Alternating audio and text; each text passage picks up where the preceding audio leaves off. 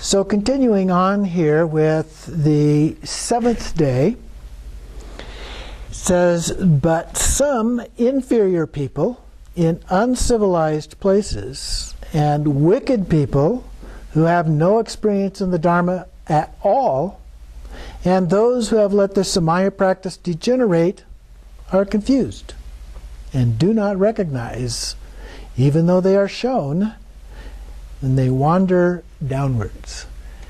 So if you read that, it's saying, look, the stuff we've been doing should put us in pretty good shape. Yeah. We should be able to recognize this. You know, are we really inferior people in uncivilized places who've never had any Dharma experience? Or have we let our practice degenerate? I mean, those are the evil things here that can cause us not to recognize them. So that gets us to the seventh day. So even in this really, really bad condition, we get to the seventh day. The Vidyadharas will appear. Now the Vidyadhara means wisdom holder. Remember when we were doing the Guyagarbha Tantra, we were talking about that. Longchenpa described the 4 different levels of Vidyadharas in that. And I just wrote a few notes here just as reminders. The wisdom holders are said to abide in Rigpa. There's the 4 levels. The first one is the matured. They are on the paths of accumulation and joining, and represent the Dharmakaya with an ordinary body. So they're in Rigpa, they recognize Dharmakaya, but they still maintain an ordinary physical body. The second level have the power over life. They're in the path of seeing. They have the power to transform into a subtle body, and they are immortal. Then the third level is the Mahamudra level. This is the path of meditation. And the second to the 9th bhumis, and they are the equivalent of a yidam, or deity. And then the 4th level is called spontaneously accomplished. That is the path of no more learning. And the 10th bhumi of complete Buddhahood. So just to give you some idea of the relationship here that we're talking about, those in this context are not subdivided into those categories, but just collectively referred to as wisdom holders. And so here the Vidyadharas will come, and they will be invited. At the same time, the light path of animals, of ignorance, and at the same time we call the dead person's name. I'm not sure, I didn't quite get the connection there with the light path of animals associated with that, other than the relationship with ignorance would be associated with that. So then we have we call the dead persons in the practice, we call the dead person by name. And then, O child of Buddha nature, listen without distraction. On the 7th day, a pure, many-colored light will shine in your unconscious mind. So these are in our unconscious mind. These are not things that are out there somewhere. And the Vidyadharas will come and invite you. In the center of the mandala, filled with rainbow light, is the unsurpassable, fully developed Vidyadhara. And this is the lotus lord of the dance. And the body will be bright, the 5 colors. His consort is the red dakini, and he's dancing. He has a crescent knife, a skull full of blood, and gesturing and the gazing of the sky at the sky. And then from the east, we have the Vidyadhara established in the stages. This is like the matured version. White in color, smiling face, consort with the white dakini, dancing, crescent knife, skull cup of blood, and so forth. Then from the south mandala, we have the Lord of Life Vidyadhara.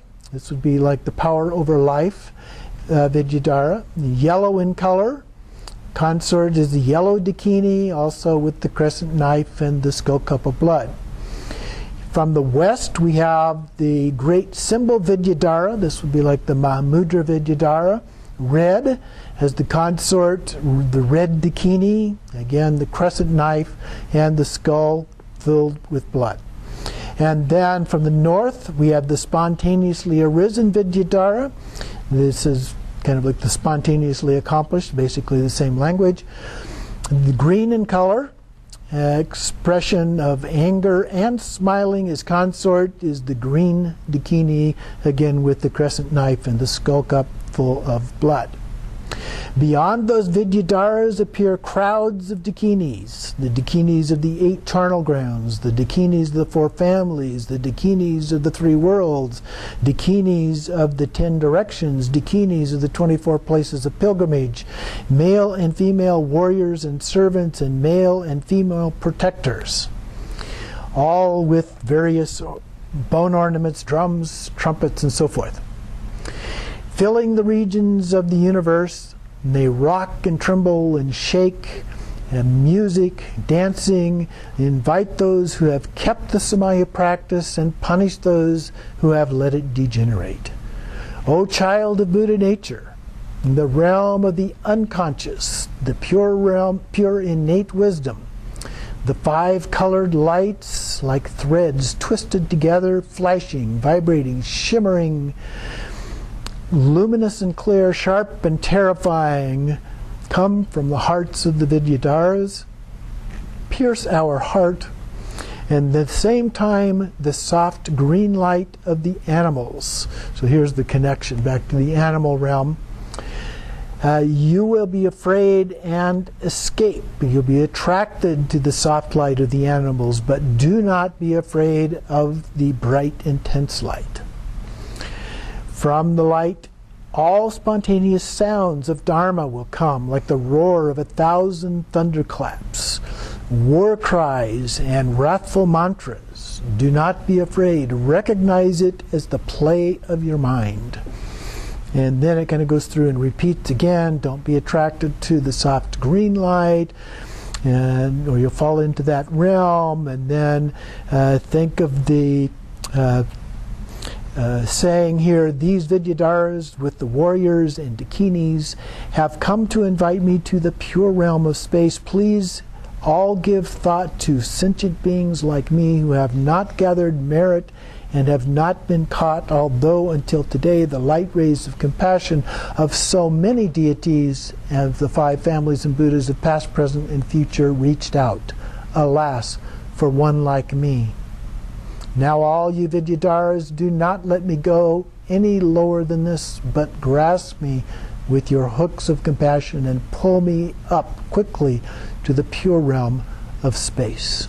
So we're giving this instruction to the dead person, to the consciousness of the dead person, so that they will aspire to attain this at this point.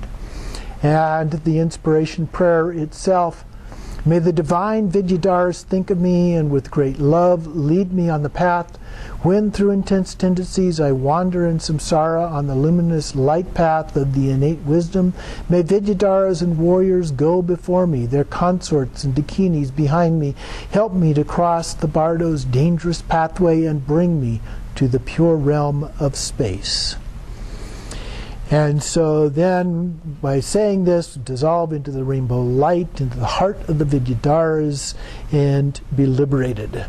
Even those with bad unconscious tendencies are certainly liberated here. Okay?